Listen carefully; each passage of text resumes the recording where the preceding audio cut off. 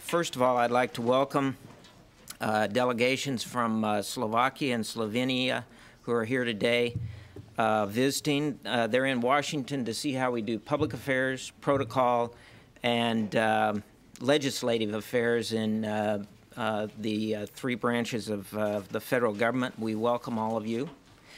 Also, I wanted to give you a quick update on the statistics on Hurricane Mitch.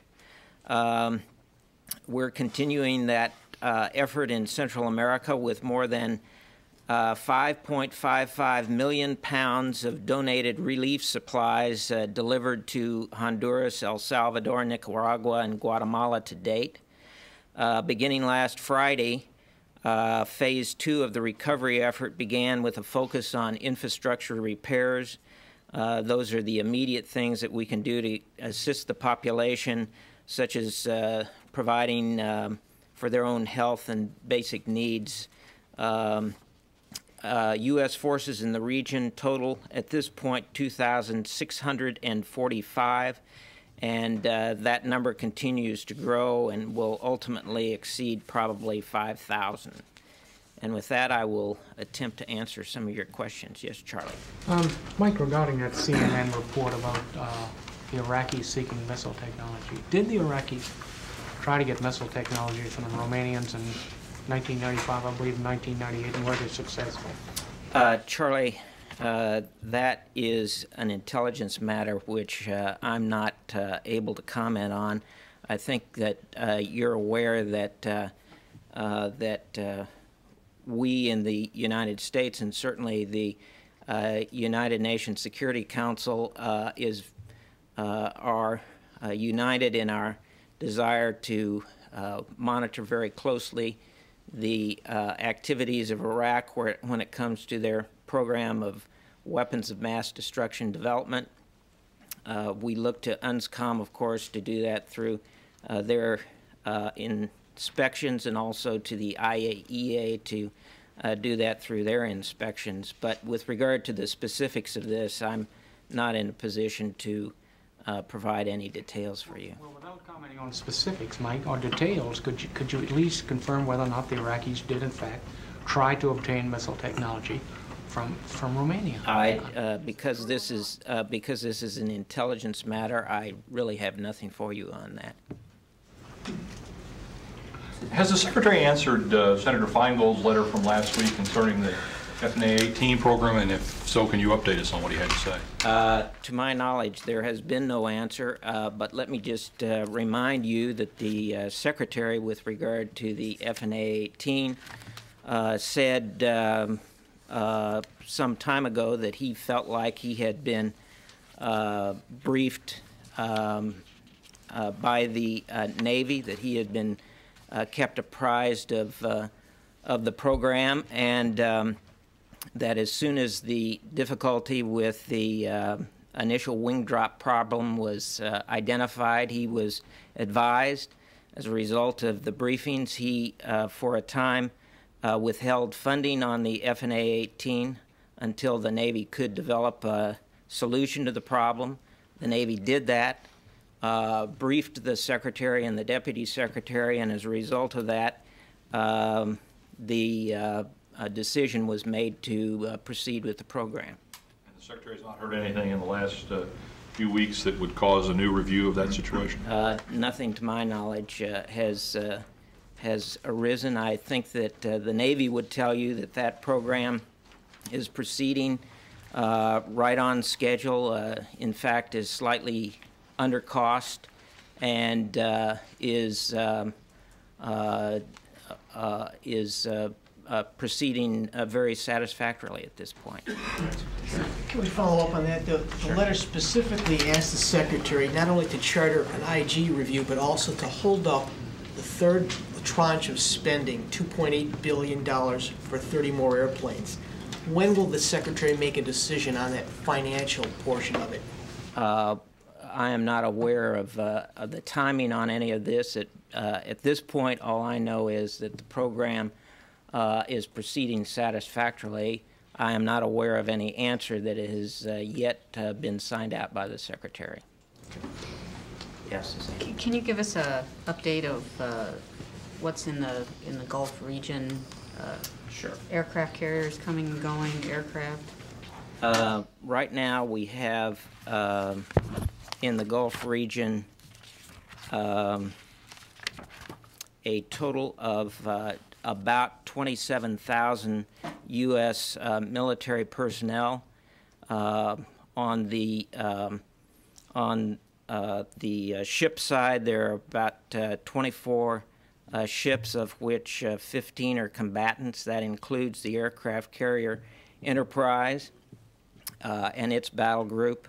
The surface combatants include 8 ships which are Tomahawk capable.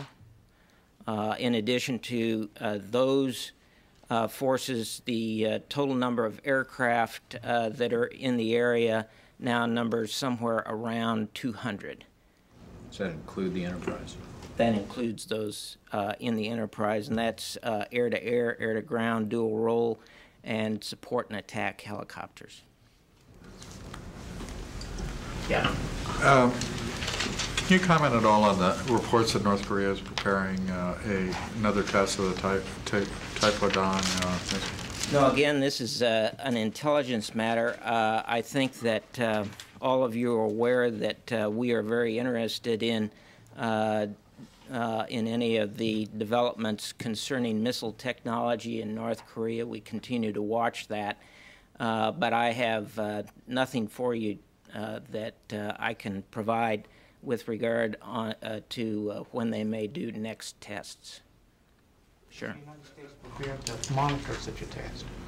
Well, I think that our past performance speaks for itself in that regard. Yeah. Somewhat related to that, the Taiwanese Defense Ministry today said that they were considering the purchase of 4 Aegis-class destroyers. Would the U.S. have any objections to selling Taiwan Aegis-class destroyers? That really, the State Department is the lead agency in foreign military sales, so I don't really have anything for you. I have just heard of that report, and so I'm not really in a position to comment. Is Secretary Cohen decided to scrap the Army theater missile program as a defense against the lone incoming ballistic missile? I am certainly aware of no decisions with regard to any of the missile defense programs that we have, and there are a variety of those. I'm referring to the one that says, the Washington Post story earlier this week. It said that the Navy wants to double from, I think, $1.5 to $3 billion the money for its theater missile. I saw that article. I am not aware of any move within the building that would scratch any of the programs at this point. I think that that it's generally acknowledged that there are certainly pluses and minuses with each one of the missile programs. Some have capabilities that go beyond others, and we are still in the process of developing all of those programs. Well, the Army system is pretty much a disaster. It hasn't worked yet. There is another test that is scheduled for the first quarter of next year. That would make the 6th failure? Well, it's not occurred yet, and so we can't predict what is going to happen. Certainly, we learn a lot, not only with every success, but also with those tests that are unsuccessful. And our goal, of course, is to develop a system which can hit to kill, which is a very difficult proposition. We continue to work the very complex technology that is involved in that. When are you going to draw the line on that? At what point, how many failures do you need before you cancel the program? Well, I'm not aware of, at this point, any kind of deadline that has been put on that program or any end state that would indicate that we're about ready to cancel. another something? Sure. I was told by White House and State Department officials on condition of anonymity that your government does not recognize the Greek-Turkish borders in the Aegean as contested area. My question is, implementing this pro-Turkish position, I'm wondering how, from the military point of view, your Navy or Air Force is crossing this area without borders. Otherwise, do you communicate with Athens or Constantinople authorities during your contingency plans? I think that the U.S. government's position on boundaries is very well known.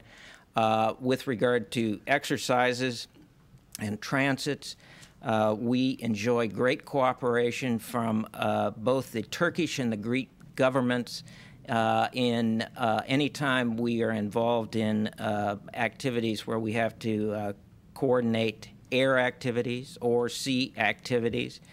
And I don't think it's appropriate for me to get into the details of exactly how that communication is done. Captain says you do not recognize the borders. I was told specifically. So we do not recognize, we do recognize only the two countries.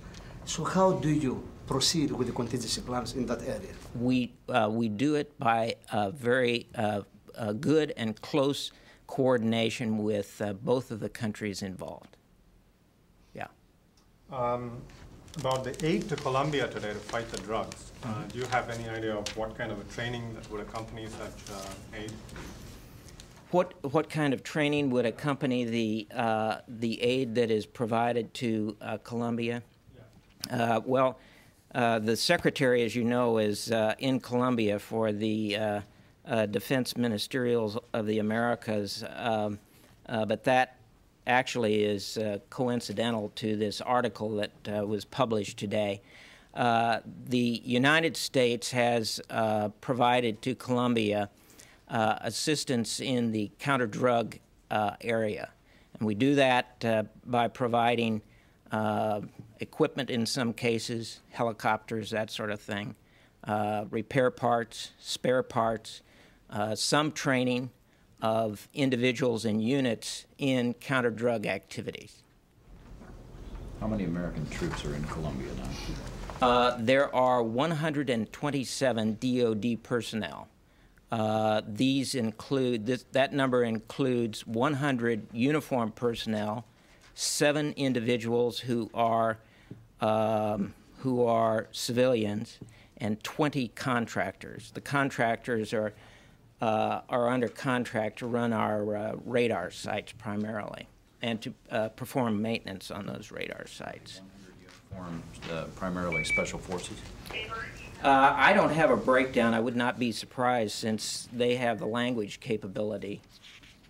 Sounds like the U.S. is going to be massively increasing this. Does the Pentagon have any view on the advisability of getting more deeply involved in Colombia? Well, we certainly see Colombia as a country that provides a significant portion of the drugs that flow into the United States, and as such, our effort is focused on controlling that to the extent that we can through this relationship we have with primarily the law enforcement portions of the Colombian government, but to some extent also with the military in Colombia. About 80% of our training is focused to law enforcement agencies in Colombia, which are assigned the responsibility of this counter-drug activity that goes on down there. Our training and activities with regard to military units and personnel are for those units that are designated with a mission for this counter-drug activity. But Mike, leftist guerrillas and narco-traffickers are closely tied together and cooperating in Colombia. Does it bother the Pentagon at all that in the process of going after drugs, they might be getting involved, your people might be getting involved in the civil war down there? Well, Charlie, you make a very good point there. The primary funding for the insurrectionists that is going on there in Colombia and has been going on for more than 2 decades is based on drug money, extortion, and kidnapping. And but our focus is on the counter-drug part of that situation. And as I just mentioned, our focus is primarily with law enforcement agencies and with those military units that have been given the mission of counter-drug activities. We are not involved in counter-insurrection activities. The Special Forces armed down there? They carry loaded weapons? I would imagine that any forces that we send into any kind of a situation like that certainly are armed to the extent necessary to protect themselves. Mike, yeah. This administration and previous ones have made a very clear line between counter-drug and counter-guerrilla activity. We were funding the former and we were not funding the latter. Now Congress, in adding this additional about $100 million and also the Colombian government, they tend to very much blur that and in fact dump it all together. Are we in danger of well, we don't blur it into over here because we have no intention of getting involved in any kind of counter-insurrection activities. Our focus is on the counter-drug activities. That's what we've done in the past. That's what we plan to do in the future, and we have no interest in any kind of other operations. Will any of the training include conventional military training? Well, the training is primarily designed to take down these laboratories, to do eradication of the fields where these drugs are grown, has to do with obtaining evidence. I am not aware of any kind of specific training that is involved in military operations, except to the extent that any kind of activity like this, where you're moving against a force which is very well armed, in fact, in some cases, armed in better than the military that is actually trying to deal with them. That there has to be an element of self-protection. Will the U.S. share intelligence with them on yes. things like locations of rebel forces, that kind of thing? Well, our intelligence, of course, is designed to focus on the counter-drug activities. But as I say it before, and as Charlie pointed out, that the rebels are very closely tied to the drug culture down there, and indeed, much of our radar site, our air activity, is designed to pointing out where this drug activity is taking place. Are the Special Forces supported by Spectre gunships? By gunships? Do they have their Spectre gunships supporting them? AC-130. I am not aware of any Spectre gunships that are down there. I am not aware of any down there. Maybe we can take the question and find out if indeed that is the case. Yeah. Who is going to, there are a lot of helicopters in this package, this congressional package, like 40 or something. Who is going to be maintaining, and that's a pretty large force? Well, do you mean, is it going to be U.S. military personnel? My guess is no, it is not U.S. military personnel. I can't give you any specifics on that. I don't know whether it's going to be done by individuals who have been trained and who are Colombians, or whether it is going to be done by contractors that already have the technological expertise to maintain helicopters. Yeah, Tom? I have an Iraq question that's disappeared from the news. A week ago, the Secretary said it was Iraq's compliance with the UN was clearly in doubt. What's the latest take from the Pentagon?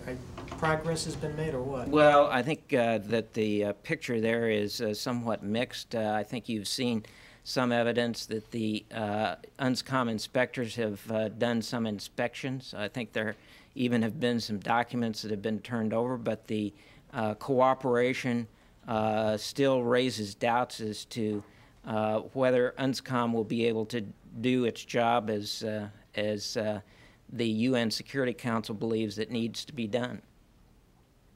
If increasingly strong rebel force threatens the Colombian military. Do you envision the United States becoming more militarily involved in supporting it?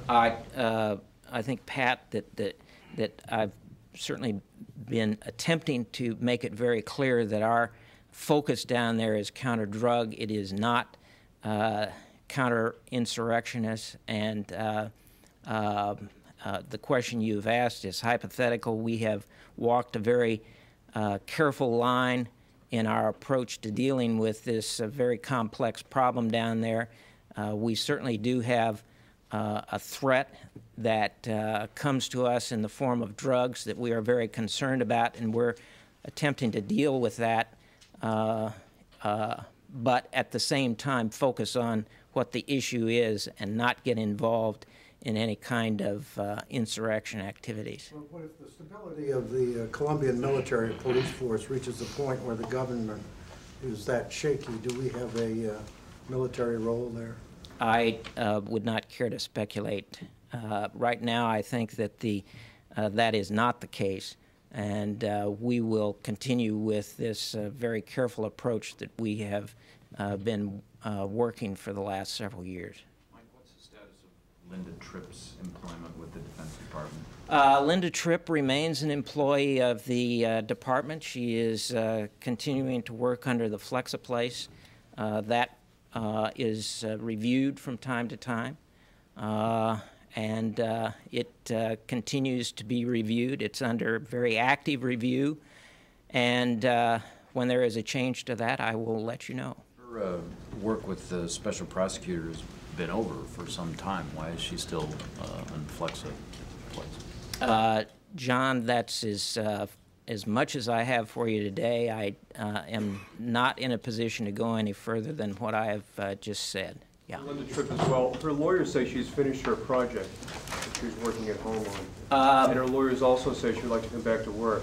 A couple of months ago, when I was asked that question, I made the rule that I would not comment on projects that are undertaken by individuals in the building here, and I'm not going to break that rule today. Well, again, her lawyers want her to come back. They've written to the Pentagon several times. You're certainly free to talk to her lawyers as much as you want to. I am not going to comment on her activities beyond what I've already said.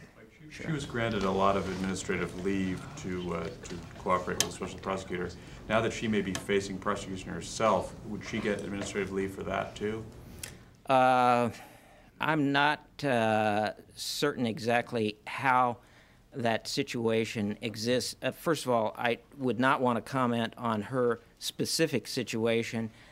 In the broader context, though, of how these things are handled, we would have to probably do a very thorough review, and it would probably be done on a case-by-case basis. Anything else? This is going to be this. Is there any formal review of the policy on draft? I mean, there's a lot of talk about reinstituting draft, and so that the shortfalls in recruitment can be achieved. But is there any? What's the view of the Pentagon? Well, I think that the view of the Pentagon, the view of the services, is that we have had a great success with the all-volunteer force. I think the service chiefs, the service secretaries, the Secretary of Defense, and the chairman would all tell you that this is the finest military force that we've ever had, and part of that is because it's an all-volunteer force.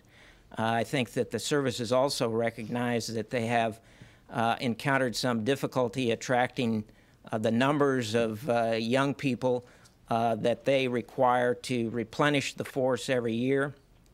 We have increased the advertising budget for each of the services. We continue to work that issue very aggressively. The recruiters are out there, and I might also mention for anyone who has missed this in the last 25 years that the military is a great place to work, offers a wide variety of opportunities. It offers travel that probably no other company in the world can offer, and opportunities for people with a whole range of backgrounds. So the word is we're hiring.